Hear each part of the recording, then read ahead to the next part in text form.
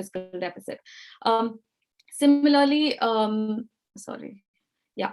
Similarly, with respect to subsidies in particular, the WTO, of which India became a member in 1995. So according to it, subsidies are basically trade distorting.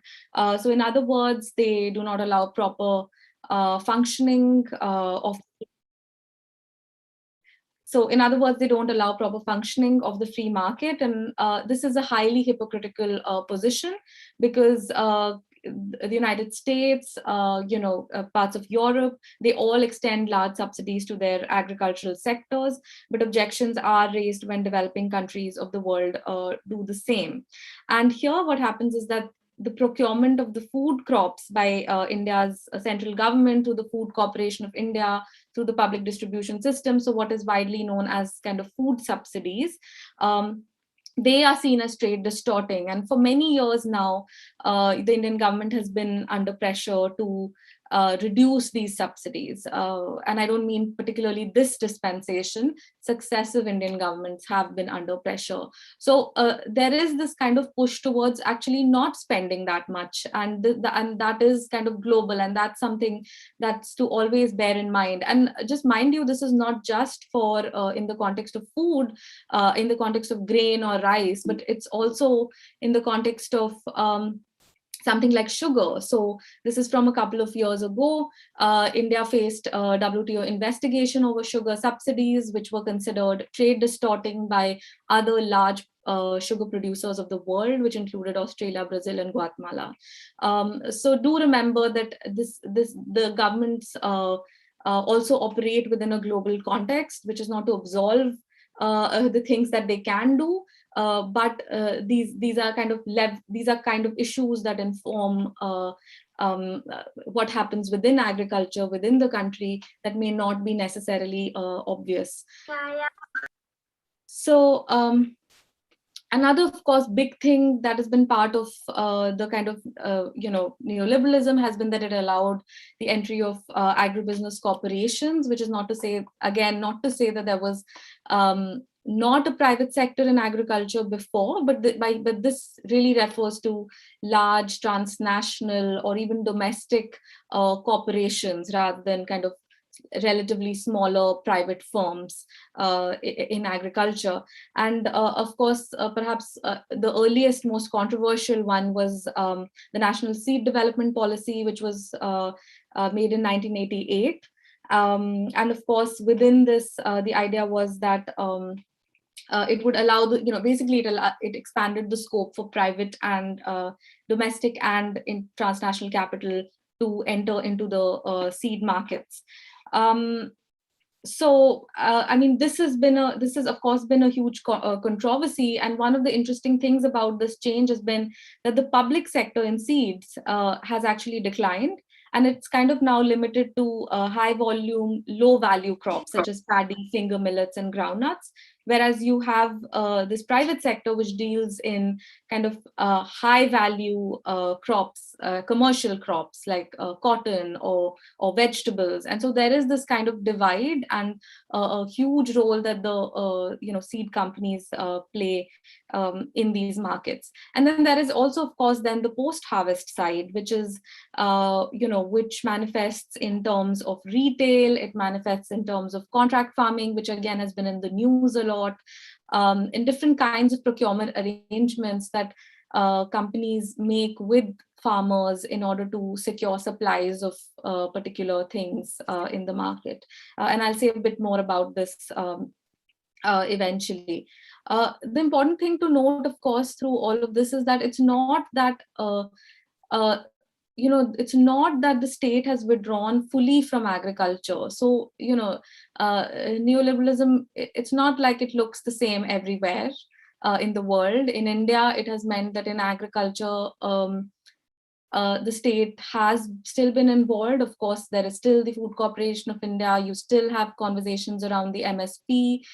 In fact, since the 2000s, there has been a decentralization of food procurement. So in fact, the minimum support price is now given in most number of states than it was pre-liberalization. So it's not really such a straightforward story in terms of what the state does in agriculture.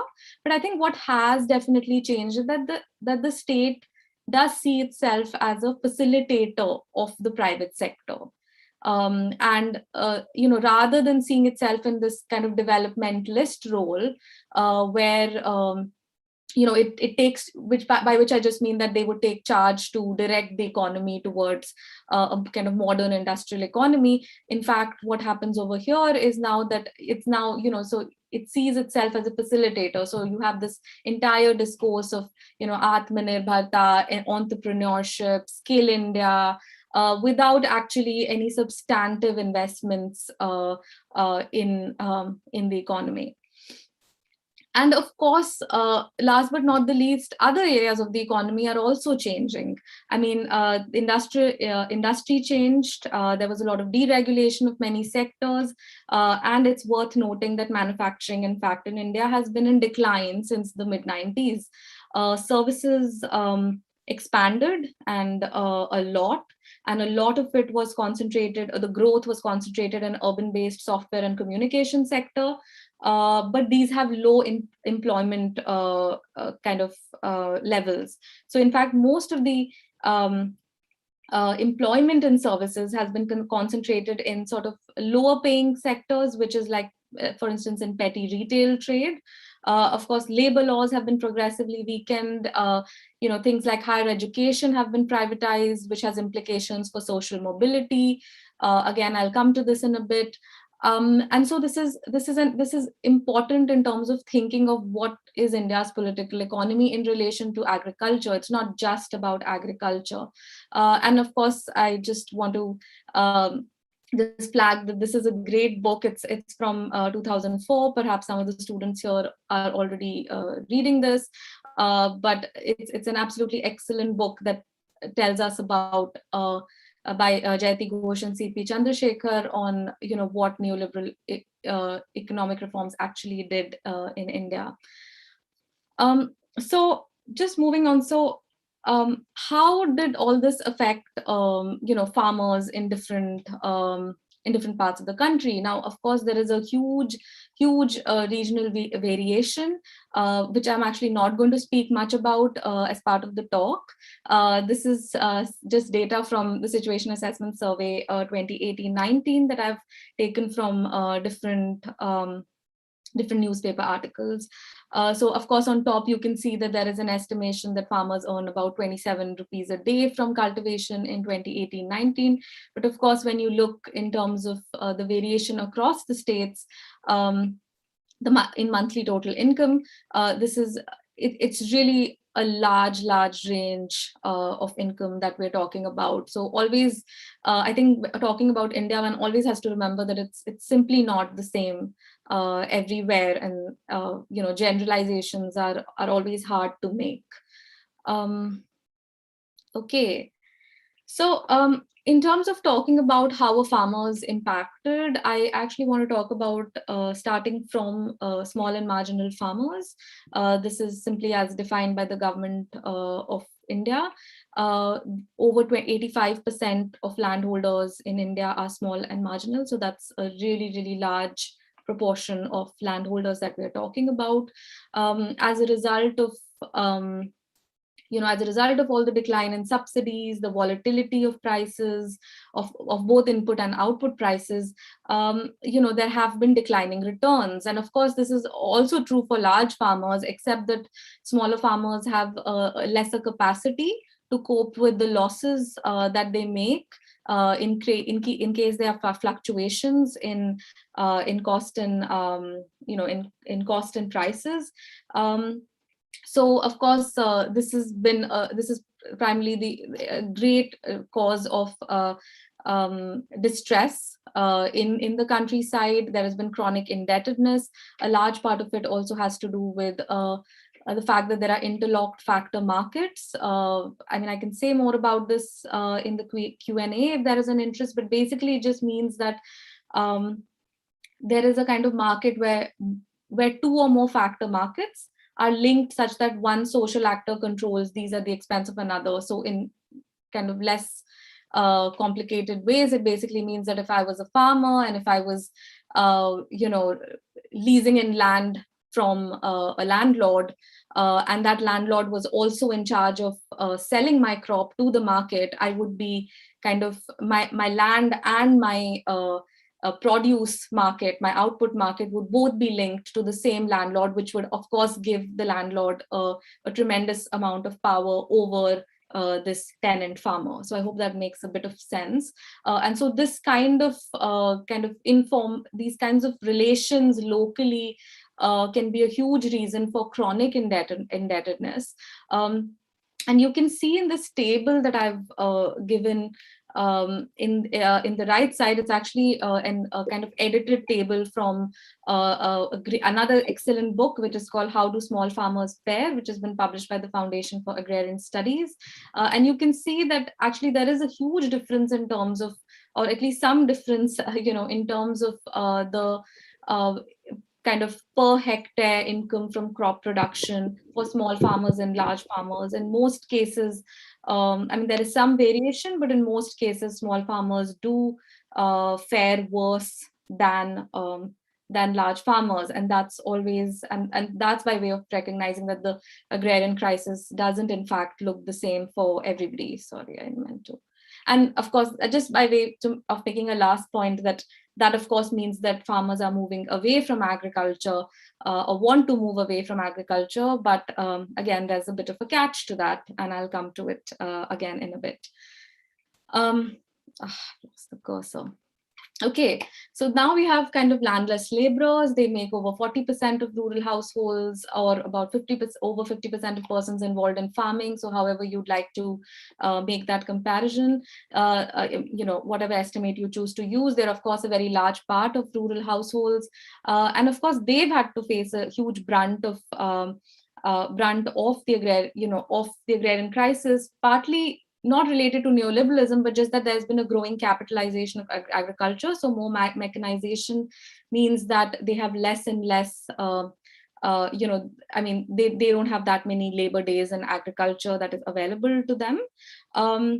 They also have limited access to institutional credit, and the kinds of kind of social protection or schemes like MGNREGS, they often fall far short of expectations.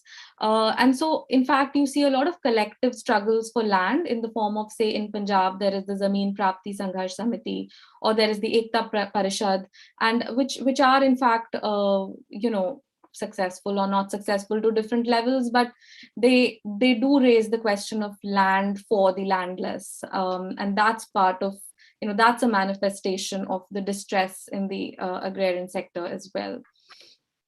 The large and the capitalist farmers, it's a much more complex story. As I showed in that table before, scale matters. So large farmers do tend to make more money from cultivation than smaller farmers.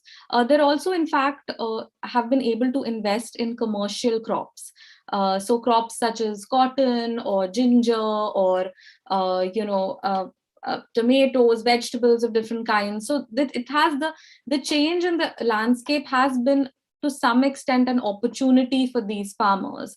But even here, they do face the brunt of volatility, and you will see several research papers. So mine in the case of potatoes, there's there's Munster, who's written about ginger in Karnataka. There's Tanya Mathan's recent work, who's written about onions in Maharashtra. And a lot of farmers, even though they've gained something out of this, changed landscape, they would always say it's like gambling, it's like betting, or it's like sattebazi. And these are the narratives you get, but they're also then alluding to risk. The risks of investment have increased because the volatilities have gone up, because they have less price support. Crops like potato don't even have an MSP declared by the government. And that's so that again already comes with a certain kind of risk. They're slightly better at negotiating with corporate agri-businesses. So for instance, in my research, I found that sometimes farmers have been able to use their involvement with a kind of contract farming with Pepsi or something to either accumulate some capital or then invest into other kinds of trading. So they are slightly better at negotiating with corporate agribusiness, but the power relations between the farmer and the agribusiness, of course, are a bit skewed, and that's an interesting space of research. So the bottom line is that they, of course, can accumulate. They're not as distressed as smaller farmers are, but they do also face more uncertainty. And of course, I want to spend a little bit of time talking about women farmers. There is, of course, the image on the top right is perhaps one that we've all seen a lot. This is the one of, kind of women driving tractors in the farmers' protests. And it's a hugely interesting image. It kind of upsets a lot of notions of, women as farmers and what they do. So it's a very interesting image. But of course, not all women farmers in India are in that position. The picture from the bottom is from my field research, collaborative field research in South Bihar. And this is from kind of a village which is, these are Adivasi women who are engaged in farming. So there is a kind of huge, again, spectrum of experiences and situations within which women farmers operate as well. But I suppose the most important thing to remember is that there has been a feminization of agricultural labor in India. There's a huge debate around it, whether, how much. But it is true that in many parts of India, the male out migration as a result of the agrarian crisis has meant that women have had to do a lot of agricultural labor in the countryside.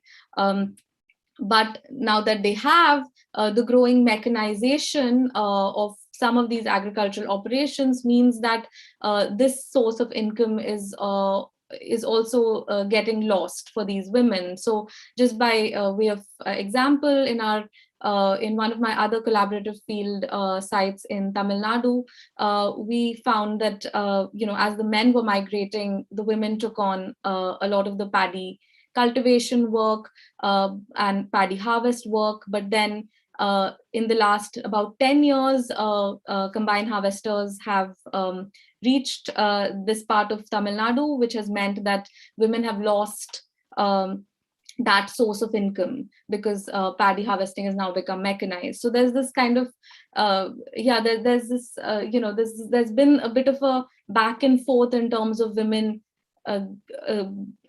taking on a lot of laboring responsibilities, but then also getting displaced.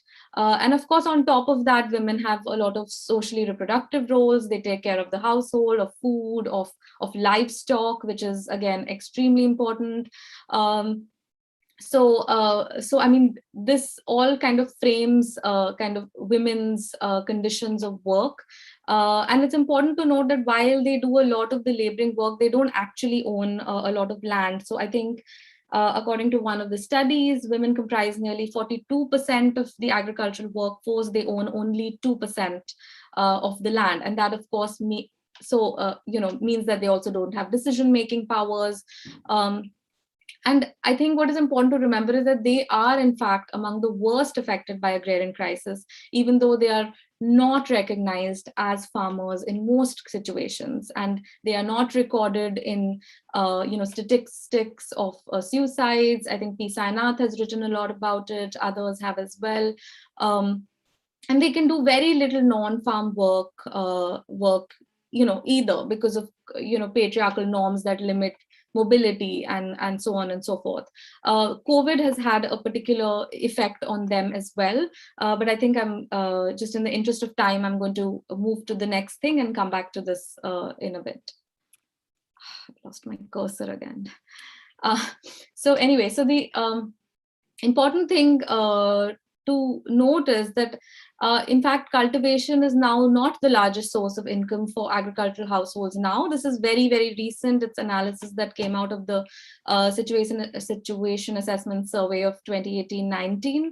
And you can see in this graph, which I've taken from the Hindustan Times, that actually the contribution of crop production to average incomes has declined. And that should, and this kind of takes me very neatly into what I'm trying to say about understanding the agrarian crisis, not just in relation to agriculture, but also what's happening outside. Because if most of your households are getting income more and more from outside of agriculture, it's important to think about whether those sectors are able to support these households in terms of income, but also in terms of stability of employment, and so on and so forth. So one lens through which such a thing can be has been seen is the question of agrarian transition. This has been a sometimes this is called structural transformation. I think the basic idea is that there is this understanding that as economies develop, agricultural development will then lead to industrial development, and that's sort of the kind of mainstream idea of how development works. But this has not happened in India. We know that, of course, the sectoral composition is now such that we've gone from agriculture to kind of a large service sector and a quite stagnant or declining industrial sector. And this matters, this matters to the crisis because, in very simple terms, I think it firstly, it links to the question of where do profits that if farmers are earning any profit from farming, if they are able to save anything, what do they then do with it? What is the question of mobility, either economic or social? Like for those, if we move from thinking about this at the sectoral level to actually thinking about it at the individual or the household level, then what does this mean for actual people? Where do they go? Where do they get employed? What can they invest their money in? But in fact, there is very little they can invest money in profitably if you are in a condition of if the rest of your economy is actually not quite robust, which is the situation in which we find ourselves today in India, but not just today, but I would say at least for the past decade or so. So, I mean, as an example, so we have this, I've published this in a paper earlier this year on the case of, capitalist farmers in Punjab. And what do farmers really do? I found very, very few farmers in my study who were able to invest in any kind of productive industrial space.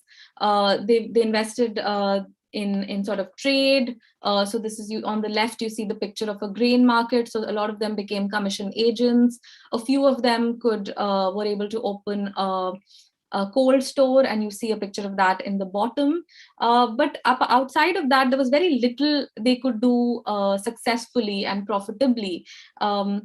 And so the huge thing in Punjab, of course, for those of you who are familiar with it, is of course investing then in the IELTS exam, which would allow them to get a student visa to go abroad. And I think this is something that forms a large part of conversations in any kind of field work that I've done in Punjab. In many different parts, and that should tell you something. In addition, that actually farmers, they aren't able to go anywhere. The economy isn't robust enough for them to diversify, and actually there are quite a lot of narratives of farmers having tried to invest in a large, a dairy farm, or having invested in transport, or something else, or invested in a private education, but really to no avail. And I think it's important to look at, so when you're thinking of kind of questions of transition or structural transformation, rather than, we need to look not just at the fact that, how do we go from agriculture to industry, but actually what, the other way around as well. So what is it outside of agriculture that does it support this kind of movement out of kind of agriculture? So I mean that's the capital story, and then of course there is the story of the informal sector, which actually has a lot of the urban, which employs a lot of the urban working poor, but there's also a large proportion of rural migrants that make up doing the work in the informal sector. And of course, the picture on the right are these kind of horrendous images from last year when the COVID lockdown happened, and we saw just the scale of misery of migrant workers trying to return to their villages. and perhaps the first time this, the issue kind of got this visibility. And when rural migrants go to these other cities to work in the informal sector, they sometimes do wage work, but they sometimes are self-employed. But what of it? And they're often quite precariously employed as well. But what of it outside of that? I mean, the fact is that as a result of demonetization, as a result of GST, it's now well documented that the informal sector has taken a huge hit. We have kind of this is kind of, again, from a laboring point of view, this is also very bad news for migrants who thought they could migrate and get some remittances in order to support their families back home. And of course, COVID sort of brought a lot of these issues into kind of public visibility. So this was kind of, economically, I mean, this is kind of the links across sectors that I wanted to draw. I want to say a very quick thing on federalism. I'm absolutely not an expert on this in any way, but I think there's something to be said about the fact that subsequently, over the years, there has been an increasing fiscal centralization, which means that the center holds so much fiscal power that it means that states have little fiscal autonomy to do what they would do, either in terms of welfare and development, or in terms of social protection and welfare. And of course, given the diversity of India, you want state governments to have the sort of autonomy and space to act. So it does feel a bit problematic. Of course, with the new laws that are at the center of kind of political storm with the farmers' protests, there again the question was raised that this isn't necessarily, have the laws violated principles of federalism, because they're in fact dealing with, agriculture, which is a state subject. So I mean, this is something worth thinking about, that I'm thinking about. I don't have, like I said, I'm not an expert on this, but I think it's worth thinking about those kinds of political administrative changes and how they then link to what goes on in the agricultural sector. And I would really, really recommend, if anybody's interested in this, to read K.K. Kailash's essay on One Nation, New India and the Hollowing Out of the Federal Idea, which is published in the India Forum. And finally, I think there's just this set of headlines that I want to leave you with, which is that, the first one, of course, tells you that India's unemployment rate is highest in years. So while this headline says nothing about agriculture, this has implications for rural young men and women in rural areas as well.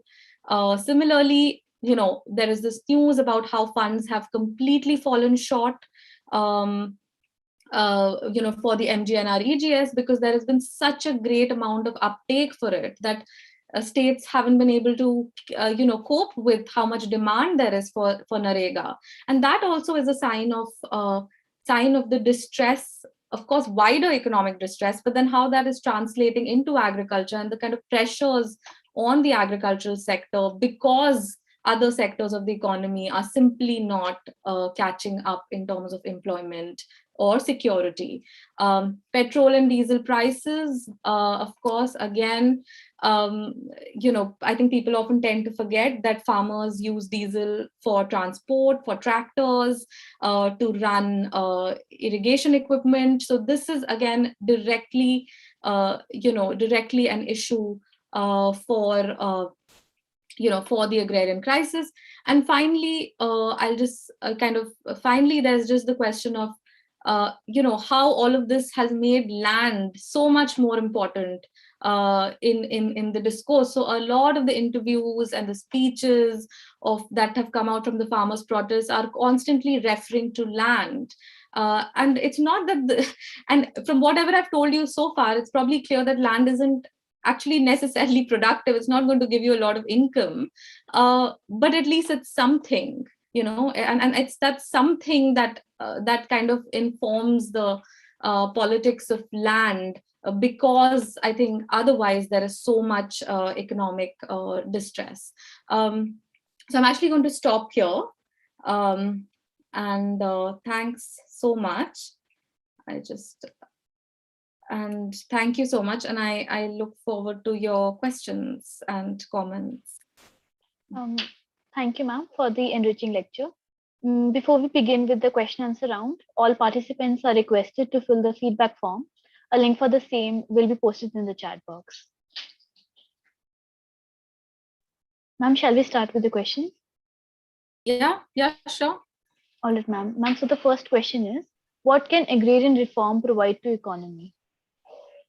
Okay, so that's a huge question. So agrarian reforms can mean many different things. It's not one thing. I mean, by agrarian reform, it could mean reforms of land, it could mean reforms of markets, it could mean, reforms around, I don't know, the government and how it engages with the WTO. I mean, so agrarian reform itself can be many, many different things. I think an important, so there are many different views around it. Okay, so the question of if you think about, say, land, some people would argue that land reforms, there should be kind of a land reform going on where there is an equitable distribution of land to different, the land ceilings should be implemented and so on and so forth. So basically the idea that land should be equally divided. And this is, this is a demand of something like Ekta Parishad. Several of the communist parties, parliamentary communist parties, also make this demand. I mean, at this point, what such a thing might be able to do is give people some dignity, some assurance of food security, a kind of backup to fall back on, given the fact that there is very little social protection that is being extended by the state. So that could be one. On the other hand, if you had, like, say, reforms to the market, I mean, there again, there's a debate. I mean, what the new laws, what the government has done now, the new laws can also be seen as a kind of reform of the market, except that this is a reform that allows a lot of private sector, right, without much regulation. For example, it appears to be giving a free hand to, like, large corporates. On the other hand, you could have reforms that are that say, well, let's allow them, but have better regulation of the market, and that would be a different type of reform. Yeah. So I think the important thing to think about is, what do we really mean by agrarian reform, and what is the actual content of it? Yeah. Ma'am, the next question is, how can policy ensure efficient water management and sustainability in agriculture? Oh, great question. I mean, I'm no expert on water at all. So I feel like I'll have to.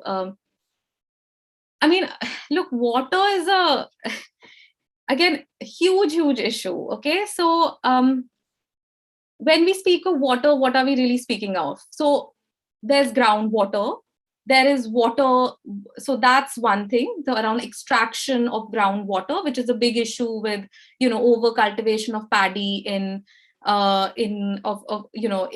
states like Punjab and Haryana, or in the case of soy production in Madhya Pradesh. So groundwater issues around that, sugarcane in Maharashtra. So the thing there is that so if you want farmers to not do that, you need to incentivize them to produce other types of crops. Yeah, but that again requires public investment and some kind of incentives to farmers to move away. But that's one type of water problem. I mean, there are other water problems, which is a lot of the areas in India have soil salinity issues. This could be in coastal agriculture. It could be in also kind of along some riverbeds. There are water issues around storage and harvesting. So, I mean, I think the important thing to think is, again, I think the important thing is that in thinking of policy, one has to think about whose interest are we talking about. Because water management could mean many things, but where are we starting from? in my view, of course, you should start from who is the worst affected or who's the most marginalized. Can we start thinking of policy from there, right? But otherwise, it could mean many different things. And I think that I think students, it would be perhaps more interesting and challenging for all of you as well, to think about, what does it really mean? What type of water are we really talking about? Go on, sorry. Yes, ma'am. Ma'am, the other question is, have the second round of economic reforms of the early 2000s benefited the agriculture sector? Can I ask what exactly is being referred to of the early 2000s? I'm not entirely sure what exactly is being referred to here. I think it's Kritika. I mean, feel free to type in what exactly you mean, which policies you're referring to, Kritika, and I'll see if I'm able to answer them. But for now, actually, I don't know. Yes, ma'am. So we can move on to the next question. Yeah, so how has the pandemic affected the supply or demand and prices of agricultural products? Okay, excellent. So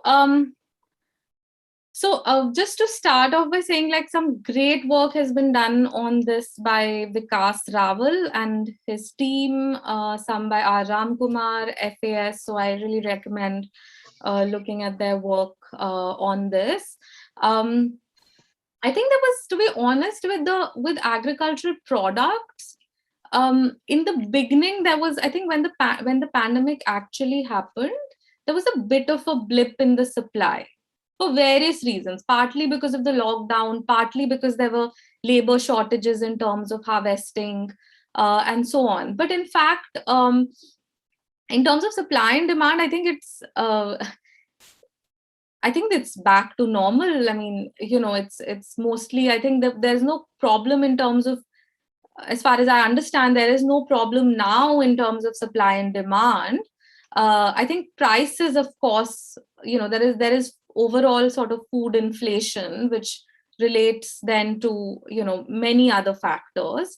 But again, here I would say, I think the prices would probably be different for different crops. I think the trends in prices, which I just have to say that I don't have off the top of my head, but I would, in case anyone is interested, I think what the way to think about this would be to think about those products, agricultural products that are used for food locally, that are used, or that those that are actually used for, that are integrated into global markets, or that are used for industrial purposes. So, I mean, I would imagine that the price trend for rice or cauliflower will not be the same as the price trend for cotton or jute, which needs kind of, which is integrated into a different value chain. So, yeah. Okay, ma'am. Ma'am, next question is, what can be the relevant reforms for women farmers to excel their situation in agrarian society? That's a great question. I think the most important would be that they have their the pattas, like they have land rights. Basically, they're recognized as owners of land. I think, because that itself changes many things. It's not just that they become landowners, because being a landowner then allows you access to credit. It allows you, it allows you access to many other kinds of institutions, which can be, of course, quite empowering. I think other reforms, of course, would be, things like food and water. So, of course, the public distribution system should be strengthened, because, these are burdens that often fall on women. Water, it's very widely known that wherever there's a water crisis, in fact, women end up quite time poor. So this concept of like time poverty, and they end up spending hours and hours collecting water, right? But then, I mean, with women, so I mean, these are sort of some of the reforms. I think being able to access agricultural markets, that could be another one. But I think the thing with women farmers is also that there are always these overlapping issues of, okay, there's there's the question of patriarchy, and patriarchal norms are not the same everywhere in the country. So there's always going to be a social dimension to it.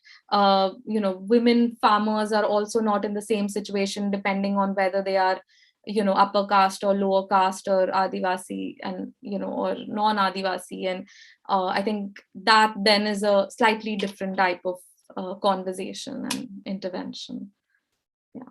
All right, ma'am. The last question is, what are the main reasons of deepening of agrarian crisis in contemporary India? So I think I gave I think the talk, I tried to outline quite a few things around sort of declining state support, agribusinesses that they can't negotiate. I didn't say anything about the environment for dearth of time, but of course, that's a really, really big one, the kind of volatility that introduces into the economy. But I think if I had to give like an overarching reason, also because this is the last question, I think there is absolutely no political will to fix this.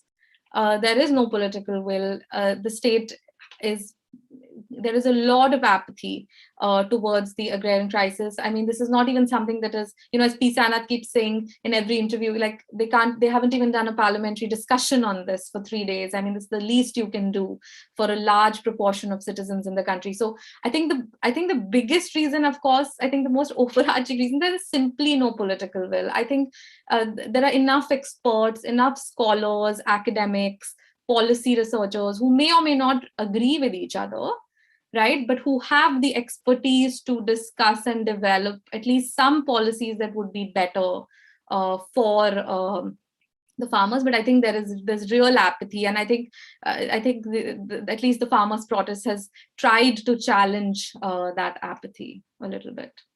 Yeah. Thank you, ma'am, for an enlightening session. Each one of us must have had a significant takeaway from today's informative session.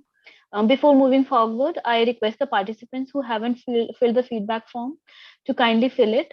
The updated link will be shared in the chat box in a while. I would now request Dr. Shilpa Chaudhary, TIC, Economics Department, JDMC, to kindly extend a vote of thanks.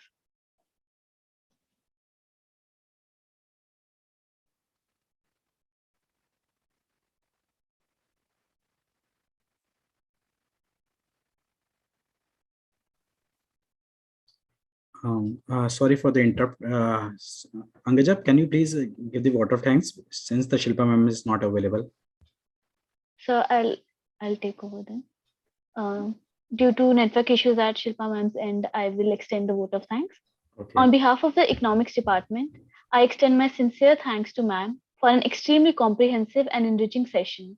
Thank you, ma'am, for unpacking the different aspects of the Indian economy and the prevalent agrarian crisis. It was an honor to have you, ma'am.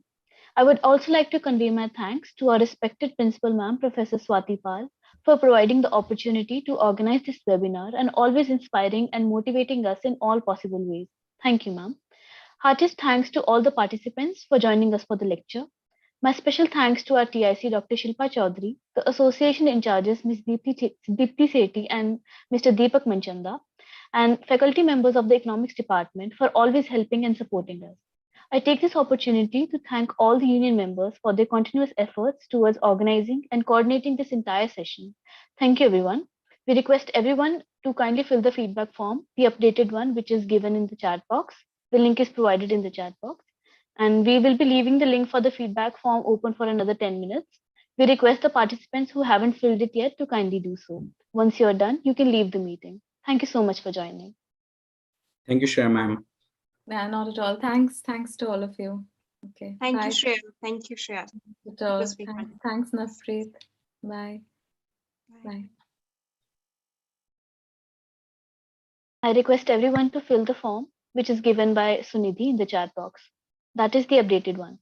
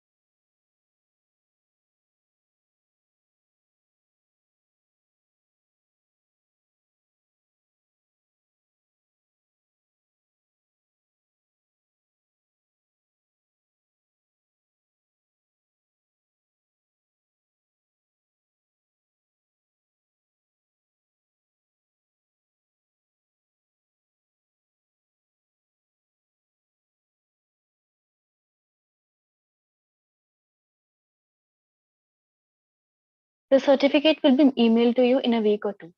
Thank you.